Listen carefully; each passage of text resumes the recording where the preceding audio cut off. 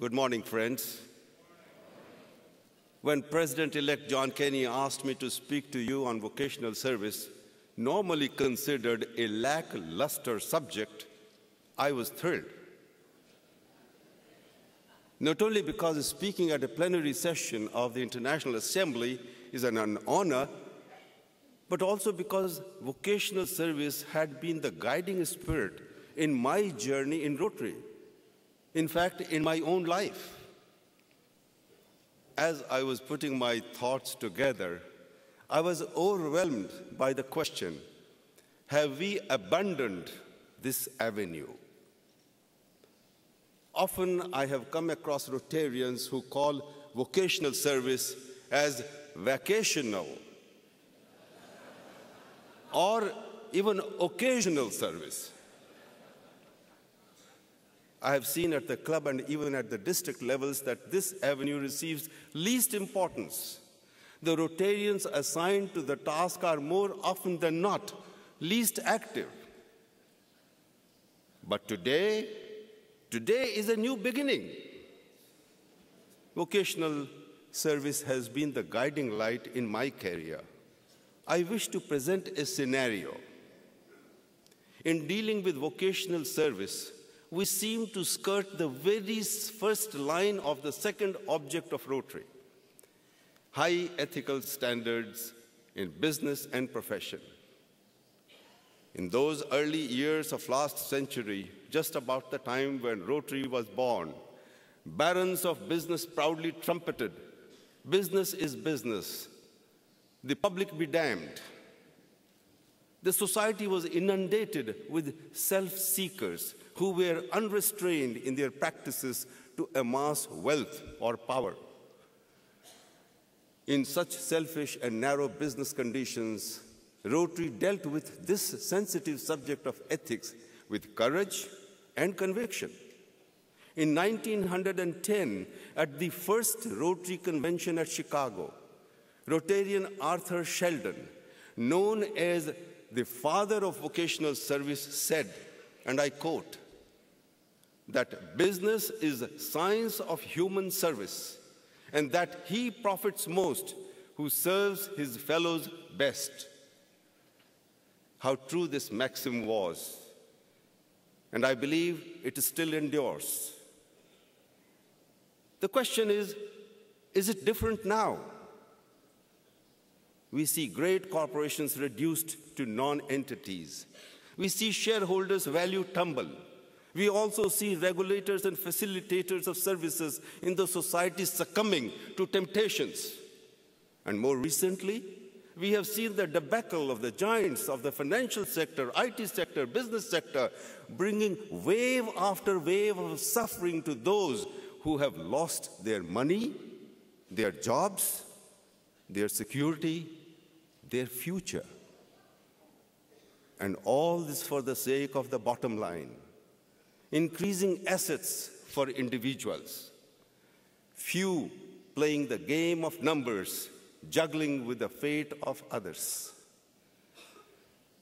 Rotary's doctrine of ethics becomes all the more relevant today than at any time before. Ethics is not confined, my friends, to business or profession alone. It reflects in totality and moves in tandem with family values. The fruit never falls far from the tree, and our children will a lot be what we are or we do. At times, I have been confronted by the question, what is ethics? I submit an exercise for your actions. Number one, the age-old question, how would we feel if we were in the other person's shoes? Two, would we act the same way if we were to be reported on the front page of the Wall Street Journal or the Herald Tribune or the paper our home friends read?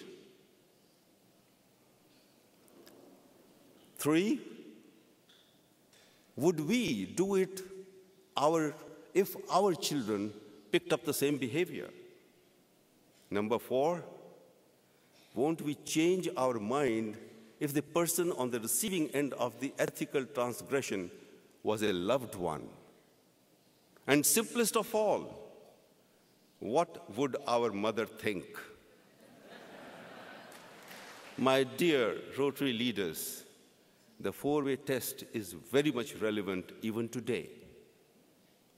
Please make clubs and members realize that mere essay competitions and plaque distribution in the schools are not enough, nor framing them and hanging in workplaces. The real test will be how much I am able to apply it to myself. Rotary also has a profound statement, Declaration for Rotarians in Business and Professions. It is an undertaking every Rotarian ought to make. The fact is, most people favor righteousness, or so many of them would not pretend to have it. It is very significant that one of the priorities of the Rotary International's strategic plan is to emphasize the Rotary's unique vocational service commitment. Crucial is that to be able to influence others through business and vocational associations, which must be done, one has to be ethical first and then lead by personal example. In Gandhi's words, a man is the sum total of his actions. Must we not restore the importance of classification? My classification is my identity in Rotary. And let us remember the words of Paul Harris. Each Rotarian is a connecting link between the idealism of Rotary and his trade or profession. Basically, it is recognizing the worthiness of all useful occupations. Please continue them with vigor. Most important is sharing one's expertise and knowledge. This truly enhances one's own vocational commitment. I recommend you to listen to your spouses and partners. They are full of wisdom. Most of them are here. And it is not a flattery, it is a reality. Rotarians are talented, creative, experienced people. When they share knowledge, they can truly brighten up the lives they touch, brighten up the society. The four avenues of service are so placed in order that one leads into the other. Club service is the organizational structure that comes first. Then comes the vocational service avenue, which is the basis, the requirement for membership. Thus, Rotary becomes a group of like-minded people from different vocations. And when such people with clean hands, big heart, and open mind extend themselves to serve the community, acceptability of Rotary in the society becomes all the more profound. You take out vocational service, Rotary becomes purely a community service organization. And if you take out ethics from vocational service, then vocational service falls flat. The world is full of non-governmental organizations working for humanitarian causes. Then there are many organizations espousing ethics and values. But there are very few that are equally focused on ethics-based profession or vocation on one hand, and humanitarian service on the other hand. Rotary is one such unique organization. In the wake of the deteriorating business and professional environment, the world is looking for people who are ethically sound and committed to social responsibility. Rotary is already strong in community service and international service. Can Rotary become equally strong in vocational service? can you and I give Rotary a new identity through this powerful combination? Can we start the process of infusing renewed enthusiasm for ethical standards in Rotary?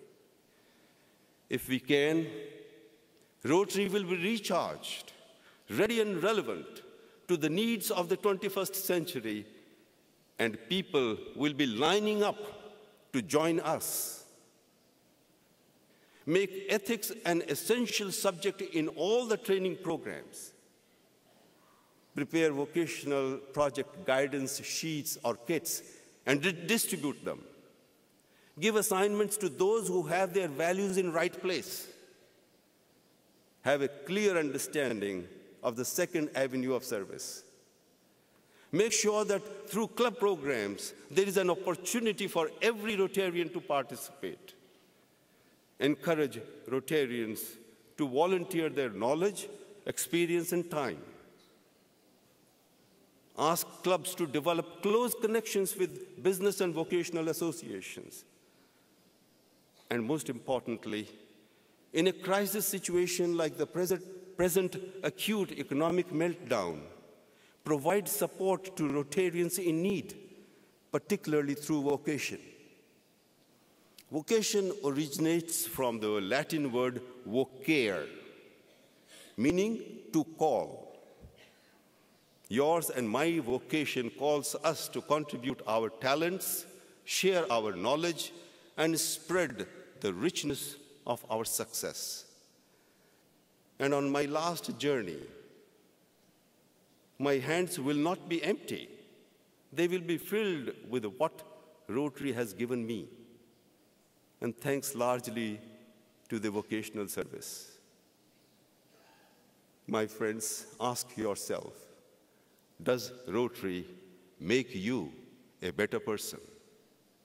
The future of Rotary is in your hands.